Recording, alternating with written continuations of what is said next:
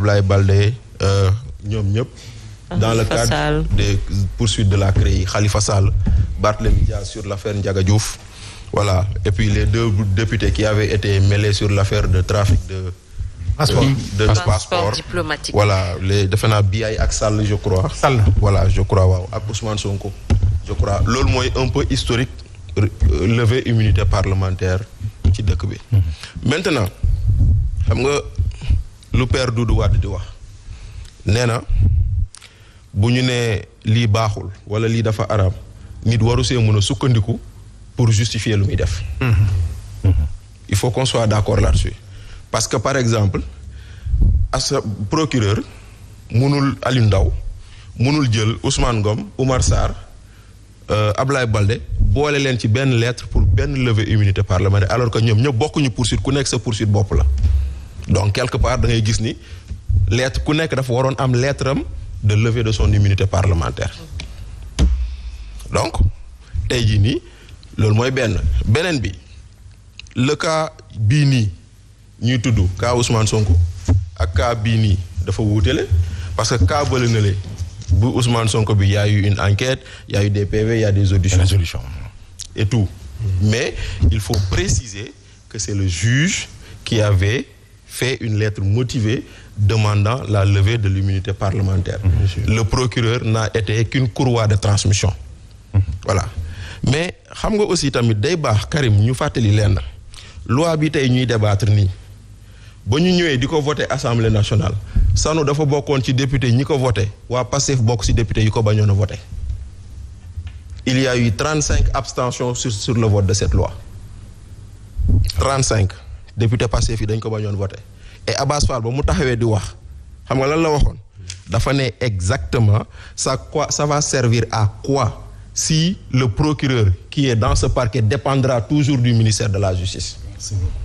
Loolu la ko Abass waxoon keroog boobu mu teg si ni on va prendre des magouilles juridiques pour supprimer la CREI. Kon nag mooy lu ñuy wax chaque jour ma bokk ci xalaat ak Abdou Karim bokk ci xalaat ak Omar. La vérité d'un homme politique dépend de sa position par rapport au pouvoir. La mu araamaloon démb mu daganal ko tey la mu daganaloon démb mu araamal ko tey.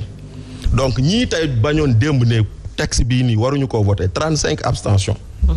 moo amoon ba ñuy voter loi bi. C'est comme sur la DER. Exactement. Tey jii kan la ñu jox DER ba ñuy voter DER dafa ne woon DER baaxul instrument politique la woon. tey ka jiite DER ba ñuy voter DER dafa ne woon c'est un instrument politique du ko voter. kon nag gis ngeen attention à ce que les choses vous rattrapent après. Maintenant loi boobu ñuy tudd moom Sanu di ko wax noonu loi 2024 loi bi dafa wax lu leer mais procureur bi paraxam tax na deful lu loi bi wax ndaxte procureur j'ai comme l'impression que effectivement kenn mënul génnee politique ci lii parce que y a une commande politique qu'on essaie d'exécuter malgré tout ce que les gens peuvent dire. Il y a une commande politique te procureur loxoom la mu ko doxalee daf ko doxal de sorte à ce que commande politique bi moo feeñ. Mais Omar a raison, tout le monde a raison bu ñu mënee jël rapport scientifique yoor génnee ko libération wu génnee ko ñu yaaxeeti mu laat ñu war ko mën a jox ay député. Tout à fait. C'est pas compliqué. Bien sûr. Parce que tey jii nii des journaux ont exploité ce rapport.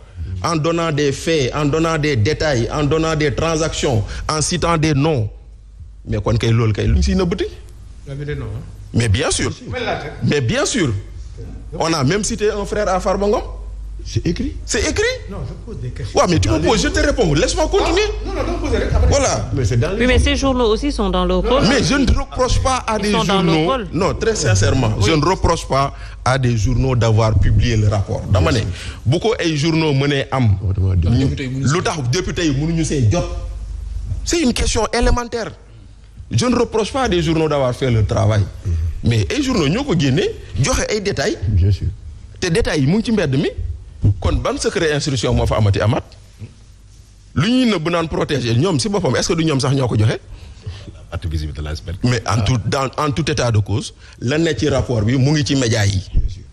kon nag bu mu nee nekk ci média yi war nañ ko mën a teg ci dossier bu ñu yóbbu assemblée. te loolu moo fa amul. après nag maintenant tu vas venir pour dire aujourd'hui est-ce que le procureur était qualifié à demander la levée de l'immunité parlementaire de Farba Ngom? C'est une question que je pose.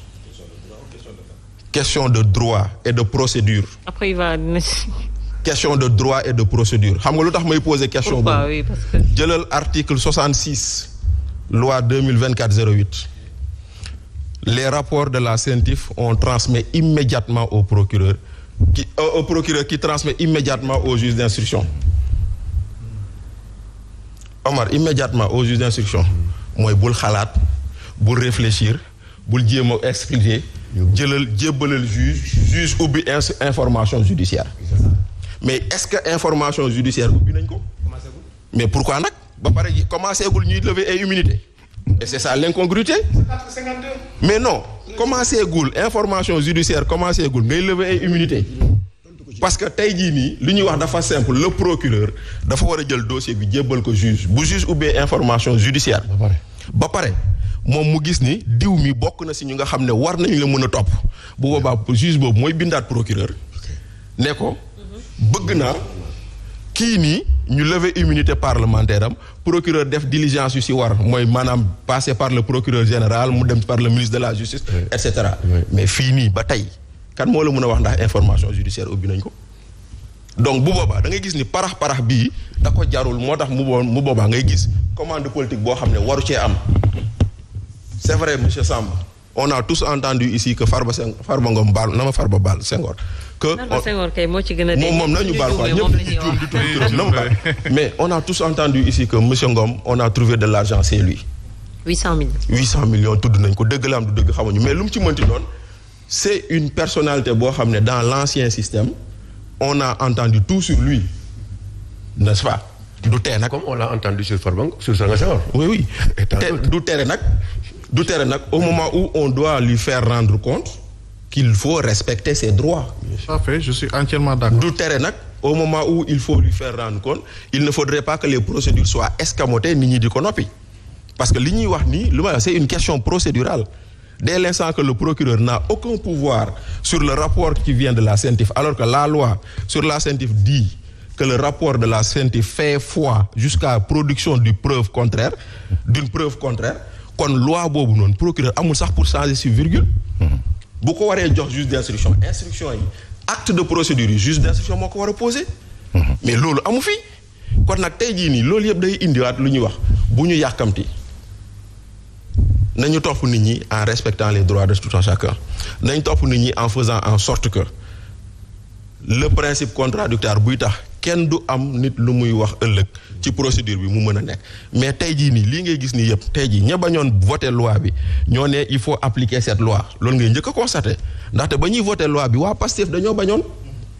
ça fii la ñu fekk sanu yow vous avez voté oui pour cette loi parce que je vais te répondre après. Voilà vous avez voté oui par rapport ak cette loi parce que jamono boobu yaa ngi ci jamono yaa ngi Khalifa Sall ngeen dem ngeen ni mburoog sew ca Gloria ci dialogue bi parce que ça fait partie des lois qui sont venues avec le dialogue maintenant tey jii nii ñoom ñi dañoo boycotté woon loi bi tey jii on veut l'appliquer d'accord la ñuy bañal Farba moom lañ doon laaj pour Ousmane Sonko ça aussi il faut le dire la ñuy bañal tey Farba lañ doon laaj pour Ousmane Sonko tey kii nekk président commission des lois dégg nañ ko fi mu ne xanaa dinañ indi dossier bi ñu xool ko xam lu ci nekk mais tey jii ñoom naa il faut protéger le secret de l'instruction mooy lu ñuy wax toujours rek nañu bàyyi di waxee par rapport à nos positions du moment nañuy waxee dëgg te doxal dëgg lu si des nag